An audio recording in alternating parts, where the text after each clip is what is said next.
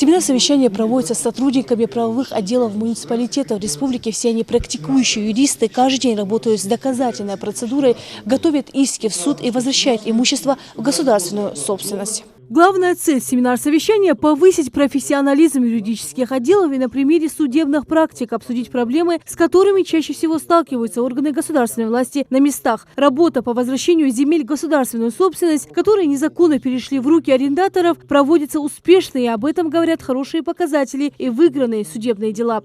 Сегодня, за 3 года, мы можем констатировать то, что за 2020-2022 годы было отбито или защищено интересов в судах на сумму практически 5 миллиардов. На самом деле эта сумма еще больше, просто это та сумма, которая идет непосредственно учтена. Что это такое? Много это или мало? Для сравнения, бюджет республики 36-38 миллиардов. 5 миллиардов – это сколько получается? Посчитайте сами. Львиная доля. Это программные мероприятия, это транспорт, это дороги, это социальная инфраструктура и много-много чего еще.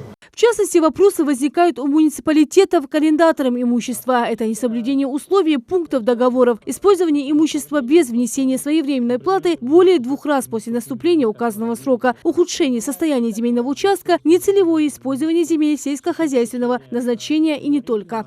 Специальные дополнительные основания указаны в Земельном кодексе Российской Федерации. Это случаи, когда земельный участок изымается для государственных и муниципальных нужд. Арендатор использует земельный участок с нарушением законодательства.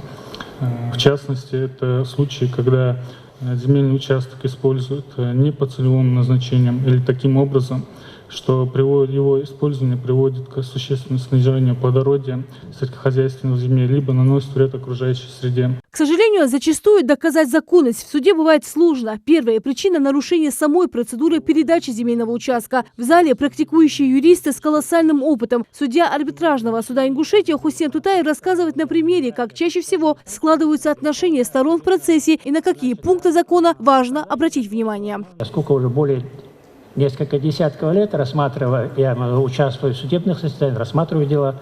Я не видел ни один договор аренды, именно наш договор аренды, который сформирован,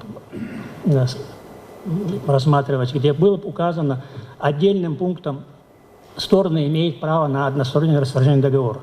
Это что дает? Это дает, во-первых, во внесудебном порядке расторгнут договор. Работу по возвращению в собственность участков проводят юристы министерств и ведомств, поэтому такие правовые семинары и своеобразный мастер-класс очень полезен. Сложностей как таковых на территории Магаса очень много таких земельных участков, но сложностей особо в данном случае нет, потому что люди, которые работают непосредственно в администрации, уже опытные люди, уже не один земельный участок направили в суд и непосредственно взаимодействуют с судами, как общей юрисдикцией, так и арбитражным судом Республики Ингушетия уже сложилась практика непосредственно, как необходимо проводить работу. И сегодняшние докладчики еще раз все это изложили, при каких обстоятельствах будут удовлетворены иски то ли администрации, или же Министерства имущественных отношений. В судах бывает очень такие сложные процессы, бывают то, что в Верховном, что в этом арбитражном суде. И они сегодня озвучат некоторые моменты, которые приносят, конечно, пользу для нас и для присутствующих с других ведомств, представителей, то есть юристов. Есть возможность задать вопросы, которые, так сказать, не бывает удобно на некоторых судебных процессах задавать напрямую судье. А тут уже есть эта возможность. То есть судья сидит прямо перед тобой, в президиуме, и можно задать любой вопрос интересующий. Многие проблемы, которые сегодня возникают в области земельных отношений, это ранее принятые органами исполнительной власти решения, нарушая нормы закона. Такие встречи должны предотвратить повторение подобных ситуаций. До сегодняшних процессов мы надеемся получить большее количество положительных решений, восстановления справедливости и законности, в том числе в сфере правосудия и во всех аспектах, которые связаны с сегодняшней деятельностью органов исполнительной власти. Я хочу отметить достаточно высокий уровень семинар-совещания. Все мы проживаем в Республике Ингушетия, которая на сегодняшний день активно развивается, и, соответственно, усложняются судебные дела, которые рассматриваются в арбитражных судах, судах общей юрисдикции.